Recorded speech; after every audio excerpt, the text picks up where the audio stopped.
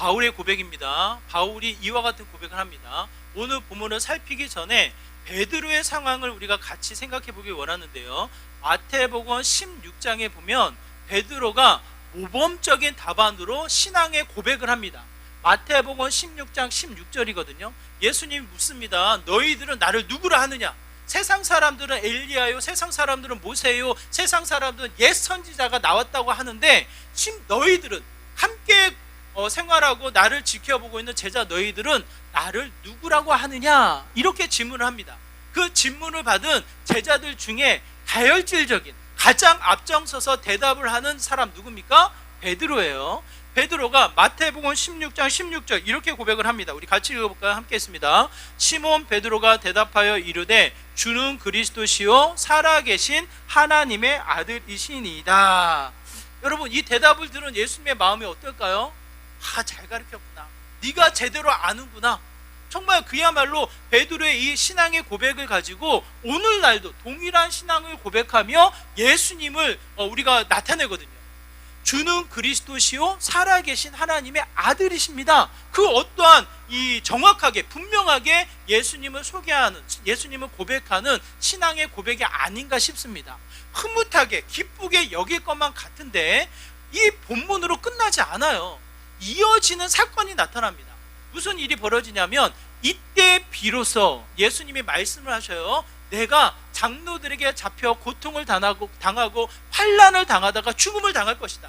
죽음으로 끝나는 것이 아니라 사흘 만에 살아나게 될 것이다. 예수님이 하늘나라의 비밀, 하나님의 이 놀라운 일을 이야기해 주십니다. 주는 그리스도의 살아계신 하나님의 아들이십니다라는 이 멋진 신앙 고백을 통해서 예수님이 하늘나라의 비밀을 말씀하신단 말이에요. 비로소 말씀하시니라. 그러면 여러분, 이 말씀을 듣고 베드로가 어떻게 반응을 했을까요? 어떻게 반응을 했을까요? 정녕 그런 일이 이루어지지 않을 것입니다. 베드로의 다혈질적인 기질이 발휘가 돼서 이 충성을 맹세하듯 예수님에게 말씀하십니다. 이런 마음이죠. 예수님 잡혀가지 않을 거예요. 예수님 고통 없을 거예요. 예수님 죽지 않을 거예요. 그냥 그렇게 내버려 두지 않겠습니다 라는 베드로의 결단의 고백이 아닐까. 여러분, 어떻게 생각하세요? 예수님이 그 소리를 듣고 기뻐하셨을까요? 아니면 또 다른 마음을 가지셨을까요? 그 이야기를 듣고 예수님이 이렇게 표현을 하십니다. 마태복음 16장 23절의 말씀 우리 같이 읽겠습니다. 함께 읽습니다. 시작. 예수께서 돌이키시며 베드로에게 이르시되 사탄아 내 뒤로 물러가라. 너는 나를 넘어지게 하는 자로다. 네가 하나님의 일을 생각하지 아니하고 도리어 사람의 일을 생각하는도다 하시고. 여러분, 같은 맥락이에요. 어느 날이 달라져서 또 다른 일이 두 개가 붙어 있는 것이 아니라 같은 흐름 속에 동일한 공간 속에 동일한 일이 펼쳐지고 있는 거예요. 멋진 신앙의 고백으로 주는 그리스도시요 살아계신 하나님의 아들입니다라는 신앙의 고백이 있는 반면 일상으로 돌아와 예수님이 하늘의 일, 하늘의 비밀을 이야기하실 때 베드로의 이 결단, 베드로의 반응은 어떻게 나타납니까? 예수님이 말씀하시기를 무슨 일을 생각을 해요? 무슨 일을 생각을 해요? 이 본문을 통해서 우리가 생각해 볼 수 있는 것은 하나님의 일, 사람의 일. 우리가 읽은 갈라디아서 1장 10절을 통해서 생각해 보면 사람이 기뻐하는 일, 하나님이 기뻐하는 일이 매 순간순간 충동해 우리의 이 삶 가운데 충돌로 일어난다는 거예요. 믿음이 좋고 나쁘고 상관이 없습니다. 하나님을 믿느냐 안 믿느냐 상관이 없습니다. 하나님을 신실히 예배를 드리며 하나님을 고백하는 신앙의 고백임에도 불구하고 매 순간순간 우리의 가정이, 우리의 일상이, 우리가 숨을 쉬며 살아가는 모든 삶의 이 현장 속에 나타나는 충돌이 뭐예요? 사람의 일과 하나님의 일이 충돌로 일어난다는 거예요. 하나님을 기쁘시게 하느냐 사람을 기쁘게 하느냐의 이 문제가 끊임없이 우리의 삶 가운데 나타나게 된다는 거예요. 예수님이 이것으로 끝나지 않습니다. 십자가 달려 죽기 직전에 이 베드로에게 이 제자들을 불러놓고 말씀하셔요. 또 한 번 내가 이런 일이 있을 것이다. 이제 곧 잡혀가서 십자가의 고통과 환난과 조롱을 당할 것이고 죽고 나서 사흘 만에 살아나게 될 것이다. 너희들이 나를 다 버리고 갈 것이다. 이렇게 예수님이 말씀을 하시니까 그때에도 베드로가 어떻게 이야기합니까? 베드로가 26장이에요. 마태복음 26장 또 한 번 본인의 기질, 다혈질적인 기질이 나타나서 이야기합니다. 모든 제자는 버릴지라도 나는 끝까지 주를 버리지 않겠습니다. 이렇게 고백을 하는 거예요. 근데 이 고백을 받은 예수님이 기뻐하셔야 될 텐데 현실을 이야기합니다. 분명한 현실 뭡니까? 닭 울기 전에, 밤에 닭이 울기 전에 네가 나를 3번 부인하리라. 마침 예수님이 십자가에 달려 이 죽음의 길을 가시는 그 길을 끝까지 따라갔던 자가 누굽니까? 베드로예요. 끝까지 따라감에도 불구하고 곳곳에 만나는 사람들이 베드로를 알아보자. 그 자리자리마다 베드로가 어떻게 합니까? 무슨 말을 하냐고. 처음에는 그 모든 상황을 부인하다가, 두 번째는 나는 그 사람 알지도 못한다고. 마지막 마태복음 26장 74절에 뭐라고 고백합니까? 우리 한번 같이 읽어볼까요? 함께 있습니다. 시작. 그가 저주하여 맹세하여 이르되 나는 그 사람을 알지 못하노라 하니 닭이 울더라. 무슨 말이에요? 예수님에 대한 신앙, 예수님에 대한 열심, 무엇보다 예수님을 따르려고 애를 쓰지만 그의 현실은 뭡니까? 수많은 사람들의 시선에 놓여 수많은 사람들의 위협에 쌓여 어떻게 해요? 하나님이 기뻐하는 일, 하나님을 따라 그 일의 역사를 이루는 삶의 모습이 아니라 철저하게 뭐예요? 사람들을 따라, 사람이 기뻐하는, 사람의 위협을 따라 끌려가는 형태를 취하게 된다는 거예요. 누가 베드로를 탓할 수 있겠습니까? 그 상황에 놓여있지 않은 우리들이 베드로를 탓할 수 없는 거예요. 이 다혈질적인 베드로 말이라도 하지 말지, 그냥 나서지라도 말지, 그냥 나서가지고 이게 무슨 꼴인가? 베드로를 탓할 수가 누가 있겠습니까? 결국 우리의 일상 가운데 부딪히는 게 뭐예요? 사람의 일과 하나님의 일이 늘상 충동을 일으킨다는 거예요. 그런데 이 충돌뿐만 아니라 치우치는 게 있습니다. 어느 쪽으로 치우쳐요? 결국은 사람의 일로 치우친다는 거예요. 세상의 시선, 세상의 사람들의 일 앞에 치우쳐서 살아가는 우리들의 모습이 그곳에 나타나게 된다는 거예요. 이 베드로가 세상 사람들의 시선이 따가워서 위협스러우니까 이렇게 했겠지. 여러분, 힘이 있으면 다르겠습니까, 여러분? 세상의 힘을 가지고 있으면 그래도 좀 다르게 행동을 할까요, 여러분? 전혀 그렇지 않습니다. 구약에 나타나 있는 첫 번째 이스라엘 왕 누구예요? 사울 왕. 힘이 있습니다. 하나님이 기름을 부으셨습니다. 그에게 하나님 나라의 권위를 부여하셔서 하나님 나라의 비밀을 알게 하십니다. 네가 아말렉 전투에 나가서 싸울 텐데 이길 것이다. 모든 생명을 멸절하라. 이렇게 명령을 하셔요. 근데 이 사울 왕이 어떻게 합니까? 하나님의 말씀, 하나님의 일을 생각하지 않습니다. 생명을 다 멸절시키라라는 하나님의 말씀을 따르지 않고 어떻게 해요? 자기가 보기에 좋은 것을 남겨놓습니다. 왜 그랬을까요? 왜 남겨놓았을까? 본인의 이 명분은 그래요. 왜 좋은 것을 죽이냐? 그 기름진 좋은 재물을 하나 앞에 드리면 얼마나 좋겠냐? 이 하나님의 제사를 드리기 위해서 남겨놓는다고 이야기는 하지만 본인의 본심은 뭘까요? 전쟁에 나가서 승리하고 이 승전거를 울리며 성으로 입성할 때 무엇이 뒤따릅니까? 전쟁을 통해서 이긴 모든 재물들이, 모든 이 가축들이 뒤따르는 거예요. 누가 봐요? 백성들이 보는 거예요. 사람들의 기쁨을 위해서, 사람들의 시선을 통해서, 더 나아가 자신의 위엄을 높이기 위해서 그 사람들의 시선을 어떻게 합니까? 인식해서 하나님의 일, 하나님의 말씀, 하나님이 기뻐하는 일을 저버리는 행동을 하게 됩니다. 결국 사울 왕은 그로 인해서 하나님의 영이 떠나버리는 일이 돼버린 거예요. 신약에 오면 이 로마의 총독 빌라도가 있습니다. 빌라도가 누구예요, 여러분? 빌라도. 사도신경에 우리가 늘 외우죠. 예수님을 죽음으로 몰아세요. 죽음의 대표적인 인물 빌라도. 그 빌라도가 끊임없이 예수님을 관찰하고 예수님을 심판했을 때에 무슨 결과를 내요? 본인이 스스로가? 예수님은 죄가 없다. 이 예수님은 반역을 일으켜서 로마의 이 황제를 반역해서 군사를 일으키고 물론 반란을 일으킬 그런 사람이 아니다라는 것을 결론을 내립니다. 종교법에 의해서 유대인들에게 어떠한 갈등이 있는지 모르겠지만 로마법을 따져서는 죄가 없는 거예요. 그래서 이 빌라도는 끊임없이 어떻게 해요? 예수님을 놓아주려고 애를 씁니다. 놓아주려고 애를 쓰지만 힘이 있고 로마의 파견을 받아 이 예루살렘 성을 다스리고 있는 총독이었던 이 빌라도가 자기 마음대로 예수님을 놓아줍니까? 놓아주나요? 어떻게 해요? 어떻게 해요? 결국 오늘날까지 그 예수님의 죽음의 책임으로 빌라도가 언급이 되는 거예요.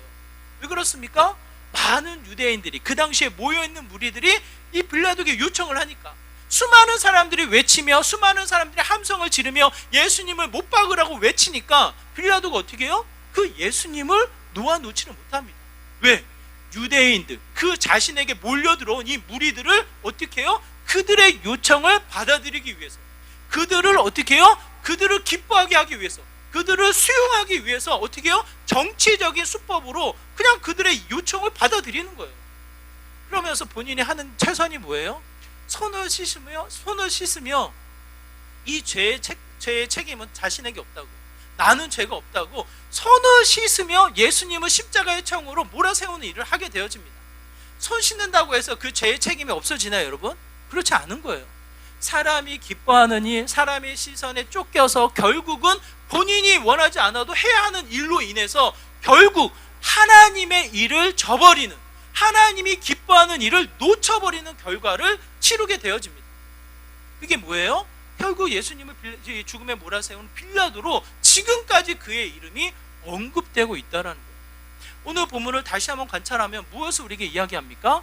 하나님을 기뻐하는 일과 사람을 기뻐하는 일이 충돌이 된다는 거예요. 충돌. 그 일을 통해서 우리에게 되묻습니다. 누구를 기쁘게 할 것인가? 누구를 기쁘게 할 것인가? 여러분, 여러분의 삶, 여러분의 지난 일주일의 삶을 돌아봤을 때 누구를 기쁘게 합니까, 여러분? 누구를 즐겁게, 누구를 인식하며, 누구를 생각하며 우리의 삶의 행동들이 결정이 됩니까? 많은 부분 세상에 쫓기며 사람들의 시선을 마다할 수 없는 거예요. 우리 애도 얘기 들어보니까 계약이잖아요. 이 친구들을 만나야 되잖아요. 그룹에, 이 무리에 끼어야 되잖아요. 본인이 원하지 않아도 끼어서 여기저기 쫓아다니다 보니까 일주일에 힘들었다라는 거예요.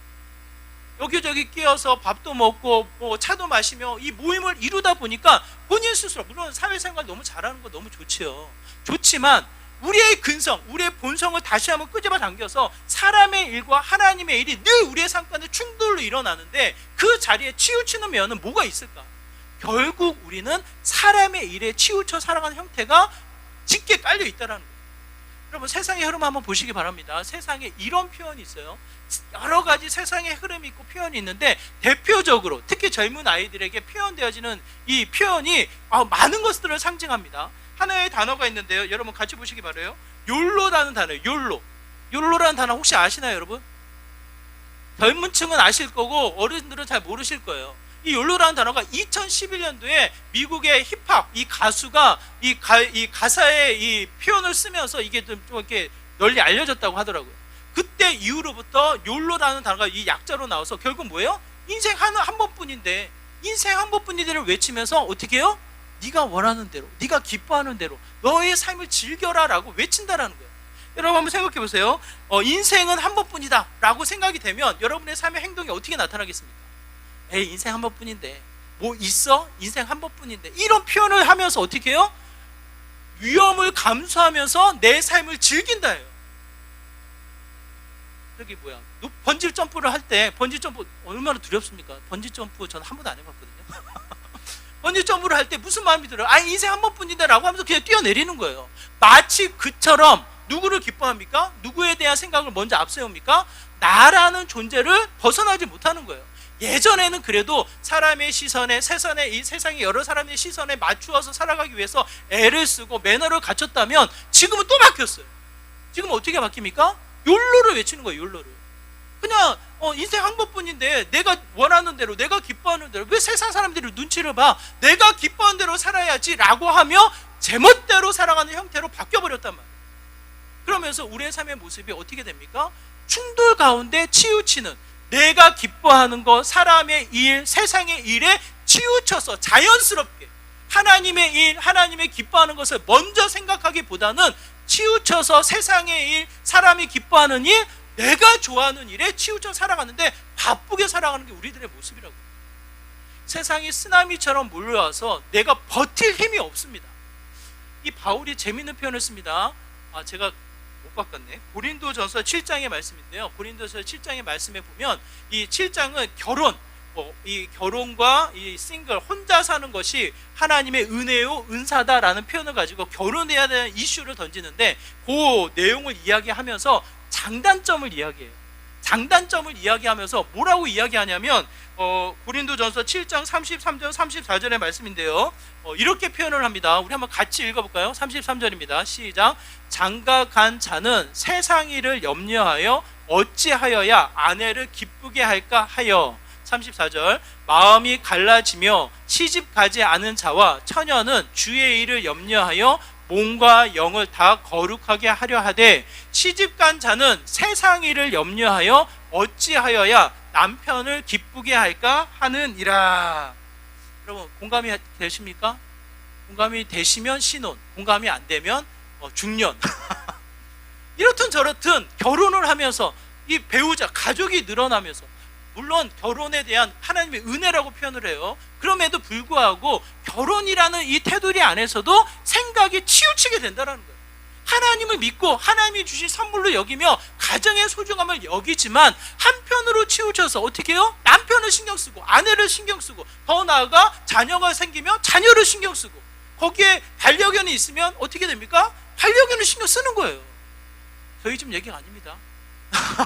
이렇든 저렇든 하나님을 믿지만 우리의 마음을 빼앗기는 요소가 또 하나, 가정을 통해서 서로 사랑한다는 개념을 통해서 마음을 빼앗긴다는 거예요.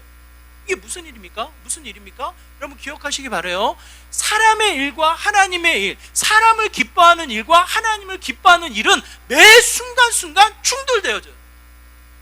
믿음이 좋고 나쁘고의 차이가 아니에요. 늘상 우리의 삶과 충돌이 되어집니다. 거기에 치우치는 게 사람의 일로 치우쳐요. 세상의 일로 치우쳐요. 근데 오늘 바울은 우리에게 그런 얘기를 다시 한번 던집니다. 정말 누구를 기쁘게 여기겠는가? 누구를 기쁘게 여기겠는가? 이 10절의 말씀 우리 한번 다시 한번 읽어볼까요? 10절의 말씀입니다. 10절의 말씀이 이렇게 고백되어져 있습니다. 함께 있습니다. 시작. 이제 내가 사람들에게 좋게 하랴, 하나님께 좋게 하랴, 사람들에게 기쁨을 구하랴. 내가 지금까지 사람들의 기쁨을 구하였다면 그리스도의 종이 아니니라. 여러분 이 바울의 상황을 우리가 좀 생각해 봐야 되는데요. 바울이 사람들에게 막하고 사람들을 신경 쓰지 않았다, 그게 아니에요. 이 바울이 무슨 마음이었냐면 어떻게 해서든지 이 헬라인들, 이 이방인들, 더 나아가 이방인 문화 속에 살고 있는 유대인들에게 예수 그리스도를 통해서 자유함을 얻은, 죄에서부터 구원을 얻은 복음을 전하는 거예요. 그러다 보니까 무슨 문제가 충돌이 되냐면 정통 유대인들, 이 예루살렘에서 예수님을 알고 예수님을 믿지만 또 한편 구약의 모세, 구약의 율법을 무시하지 않고 살고 있는 정통 유대인들에게 충돌이 됩니다. 그러니까 그들에게 무슨 얘기 생기냐면 아무리 예수님을 믿는다고 하여도 모세가 정한 할례, 모세를 정한 할례를 통해서 신앙을 고백해야 하지 않겠냐고, 율법을 무시하는 게 맞냐고 하며 이 바울을 대적하는 거예요. 그러면서 하는 말이 무슨 얘기냐면 사람을 얻기 위해서, 많은 사람들을 전도하고 많은 사람들을 복음 전하게 하기 위해서 오히려 사람을 기쁘게 하기 위해서 율법을 내려놓은 거 아니냐고 이렇게 되묻는 거예요. 그러니 그 소식을 들은 바울이 정말 그런가를 너희들이 대답해봐라. 내가 사람을 기뻐하는지 하나님이 기뻐하는 일을 하고 있는지를 너희들이 대답을 해보라고. 그러면서 우리가 대물어서 이야기를 하는 거예요. 바울이 사람을 존중하지 않고 사람의 가치를 버리고 사회 활동에 대해서 무조건 고집스럽게 하나님의 일을 고집해서 이야기하는 그런 얘기가 아닙니다. 무슨 이야기냐면 우선순위로 철저하게 이 기준의 가치, 흔들리지 않는 기준의 가치가 뭐예요? 하나님의 일이 있다라는 거예요.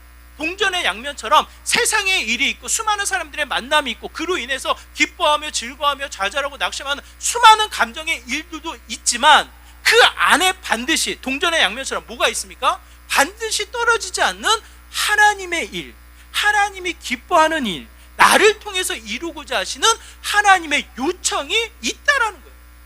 그러므로 할례를 받는데 안 받느냐 그것이 중요한 것이 아니라 하나님이 기뻐하는 일을 주목했을 땐 그 영혼을 구원하는 게, 그 영혼에게 복음을 전하는 게 어느 때보다 소중하고 기쁜 일이라는 것을 이야기합니다. 이 본문을 좀 더 구체적으로 데살로니가전서 2장 4절에서는 분명하게 바울이 고백합니다. 우리 같이 읽어볼게요. 함께 있습니다. 시작. 오직 하나님께 옳게 여기심을 입어 복음을 위탁받았으니 우리가 이와 같이 말함은 사람을 기쁘게 하려 함이 아니요 오직 우리 마음을 감찰하시는 하나님을 기쁘시게 하려 함이라.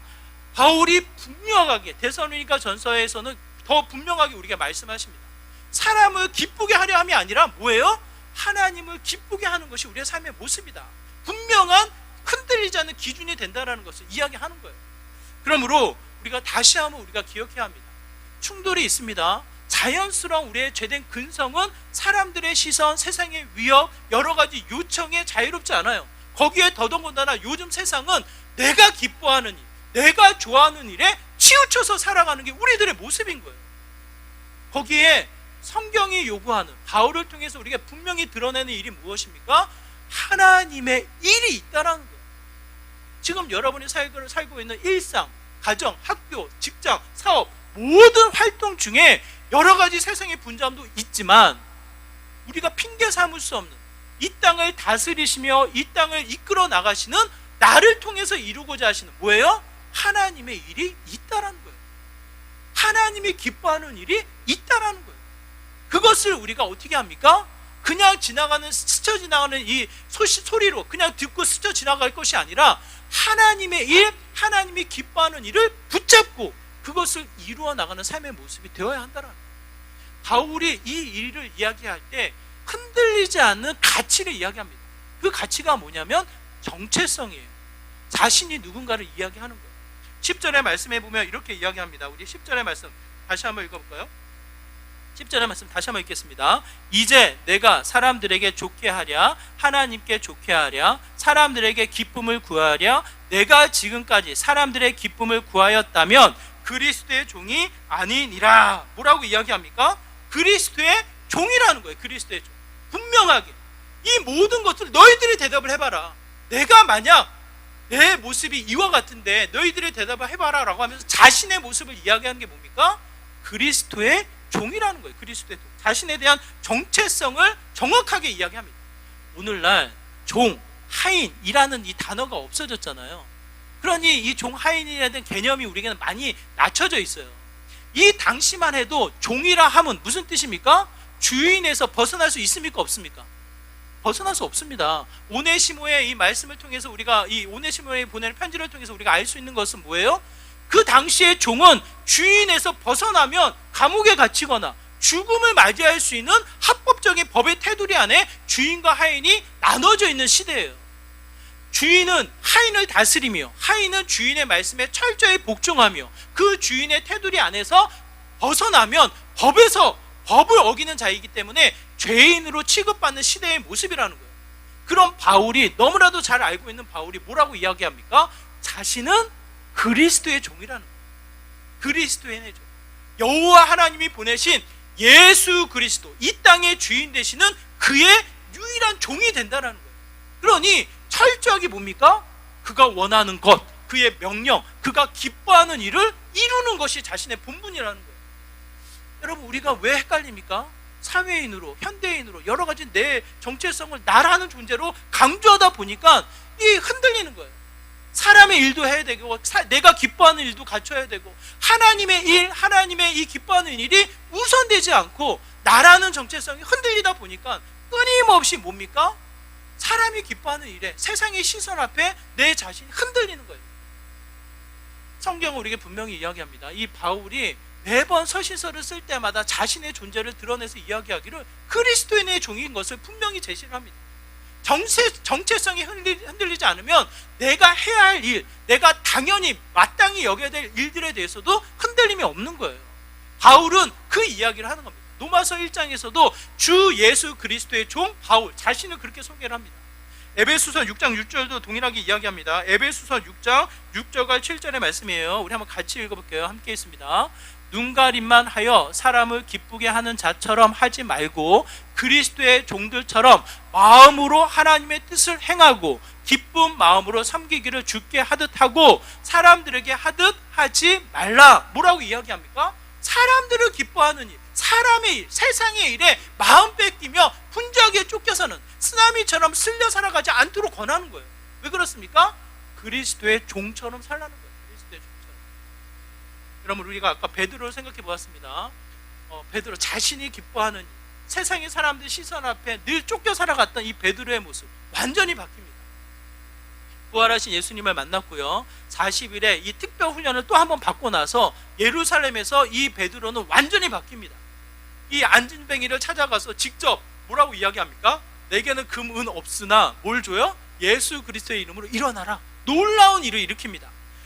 본인 예전에는 사람들의 시선, 예전에는 자신의 위축된 마음으로 숨어 있을 것만 같은데 그렇지 않은 거예요. 하나님의 일을, 하나님의 이름을, 오히려 그 놀라운 역사를 펼치는 게 베드로예요. 5천여 명, 남자가 5천여 명이 넘게끔 그에게 나와서 세례를 받았다고 이야기를 합니다. 그러면 그 예루살렘에 놓여져 있던 대제사장들, 종교인들, 관리들, 서기관들 얼마나 베드로가 미웠겠냐고요. 그렇지 않겠어요, 여러분?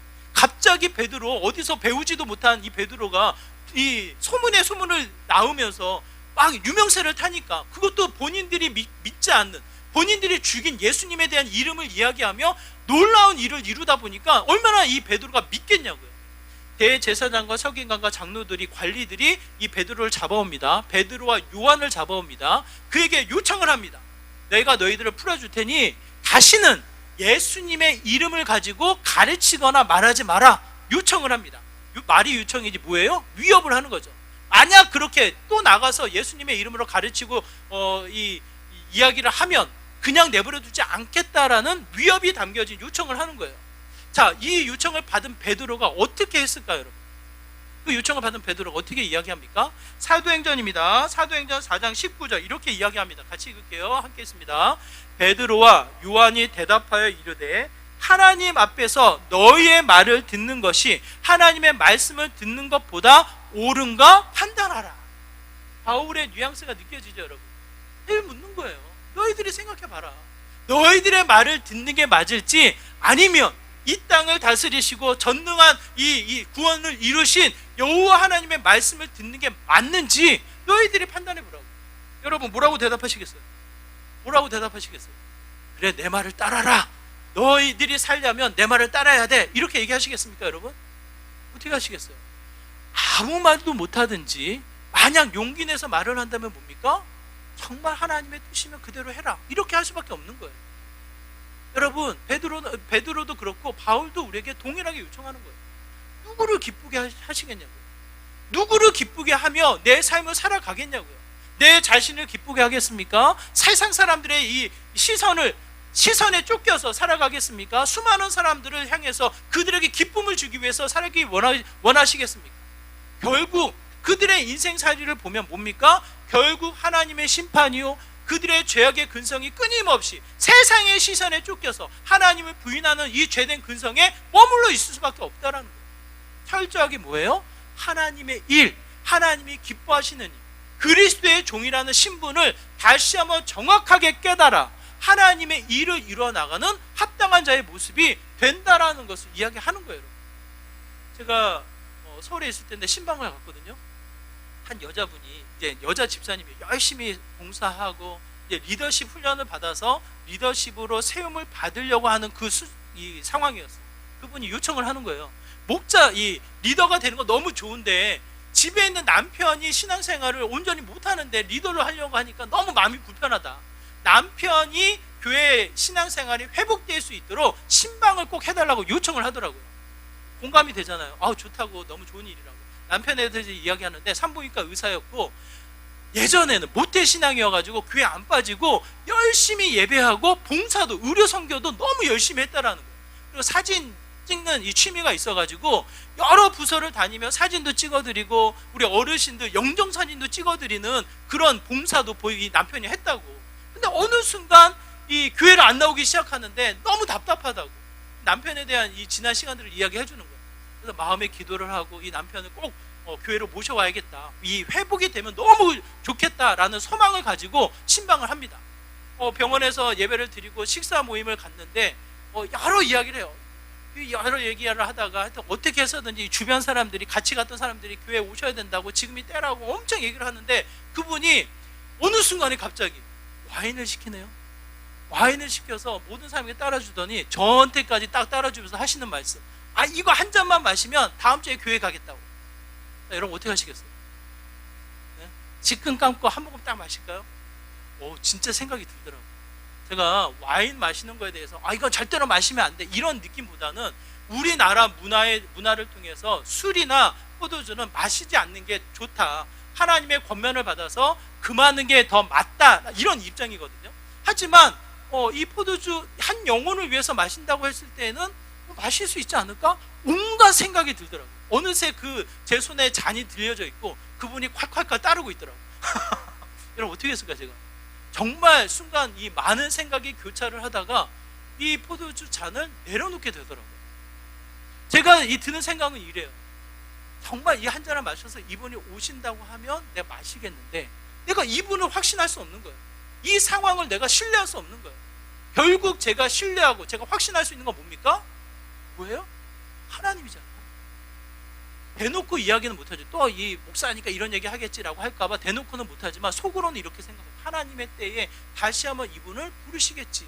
내가 이 방법으로 이분이 요청하는 대로 이걸 마셨다고 해서 이분의 믿음이 회복된다? 이런 확신을 누가 갖겠느냐. 이 사람을 기쁘게 하기 위해서 이 사람이 요청을 받는다고 해서 이 사람의 이 믿음이 이 사람의 영혼이 회복되리라는 확신을 누가 갖겠냐고.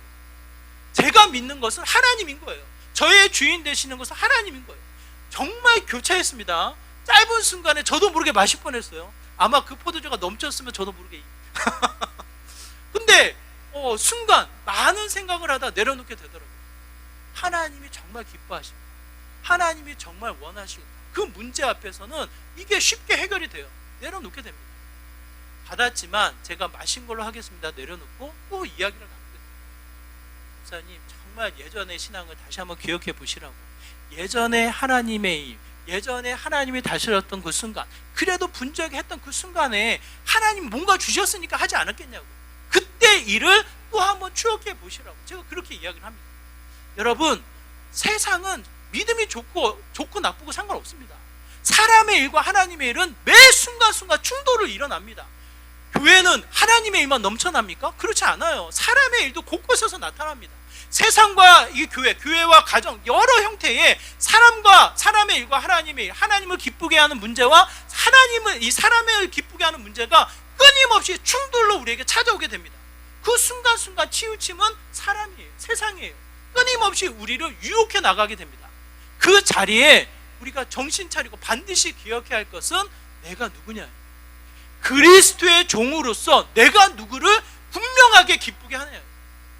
오늘은 이 직장 저 직장 왔다 갔다 내 신분을 바꿀 수 있으니까 이 종이라는 이 자체의 의미를 우리가 부여받지 못하는 거죠. 깊게 생각하지 못하는 거죠. 종이 두 주인을 섬길 수 있습니까? 내가 유익하다고 내가 좋다고 오늘은 이 주인 섬겼다가 저 주인 섬겼다 왔다 갔다 할 수 있습니까? 그럴 수가 없는 거예요. 소속과 이 모든 정체성이 한 주인으로부터 나타나게 된다는 거예요. 그게 종이에요. 종이의 신분이라고요. 그 신분을 우리에게 분명하게 말씀하시는 거예요. 뭡니까? 그리스도의 종이다. 한번 생각해 보세요. 바울이 만약 사람을 얻기 위해서, 사람을 기쁘게 하기 위해서라면 자신의 지식, 자신의 권위, 자신의 영향력을 얼마나 마음껏 뿜어낼 수 있었겠습니까? 철저하게 자신을 드러내는 것은 하나예요. 그게 뭡니까? 종이라는 거예요. 아무 자랑할 것 없는, 보잘것 없는 그리스도의 종이라는 거예요. 근데 여러분 이거 아셔요? 주인의 권위, 주인의 위엄, 주인의 소유가 누구에게 갑니까? 종에게 갑니다. 내가 섬기는 주인이 누구냐에 따라서 종의 신분이 완전히 달라지는 거예요. 그게 누구예요? 여호와 하나님, 그리스도의 종이 된다라는 거예요. 이 세상을 다스리시며 이 세상의 유일한 왕이 되시는 그 하나님의 종이 된다라는 거예요. 그냥 하찮은 존재로 나를 그냥 세상에 던져버리는 게 아니라 내 신분의 확인을 통해서 또 한 번 뭡니까? 그가 기뻐하는 하나님의 일, 하나님의 역사를 이루는 저와 여러분의 삶이 된다라는 것을 성경은 우리에게 분명하게 말씀하고 있습니다. 여러분이 오늘도 예배를 끝나고 가정으로, 직장으로, 여러분의 일상으로 돌아가실 텐데 여러분 그 질문을 놓치지 마세요. 누구를 기쁘게 할 것인가? 내 아내를 기쁘게 할 것인가? 내 남편을 기쁘게 할 것인가? 내 자녀를 기쁘게 할 것인가? 직장 동료들에게 인정을 받을 것인가? 그들을 통해서 세상의 일에 치이며 여기저기 쫓기며 살아갈 것인가? 아니, 다 필요 없지. 나만 기뻐할 것인가? 여러분 대답해 보세요. 뭡니까? 그리스도의 종으로서 하나님을 기뻐하는 일, 하나님의 기쁨을 찾아 나서는 일을 이루게 된다라는 것을 이야기합니다. 그것이 이 땅을 다스리시는 하나님의 위엄과 영광과 생명력을 또 한 번 누리는 믿음의 삶인 거예요. 저는 그 가치를 하찮은 것에 포기하지 않기를 간절히 소망합니다. 아까 준이가 일부 예배를 드렸거든요. 준이가 얼마나 먹는 거 좋아합니까? 먹는 거 좋아한다고 먹는 것만 주면 이 아이가 뭐가 되겠냐고. 먹은 걸 주면서도 소중한 가치가 같이 붙잡혀질 때 뭡니까? 그 아이가 건강하게 자라면서 나름대로의 생명력, 나름대로의 영향력을 발휘하게 되는 거예요. 눈에 보이는 것이 좋다고 해서, 눈에 보이는 것이 두렵다고 해서 쫓기며 내가 좋아하는 것만을 취하며 내가 기뻐하는 이 말을 내가 행한다면 무엇이 되겠냐고요. 그 결과는 뻔합니다.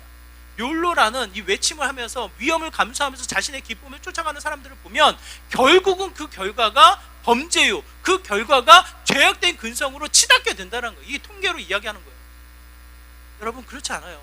하나님의 일, 하나님의 권위, 그리스도의 종으로서 그가 기뻐하는 일을 찾아서 그 일을 이루어 나가는 삶은 뭡니까? 그의 영광, 그의 열매, 그의 놀라운 역사를 이루는 축복의 통로가 된다는 것을 이야기합니다. 저와 여러분이 그 질문을 끊임없이 던지셔서 누구를 기쁘게 할 것입니까?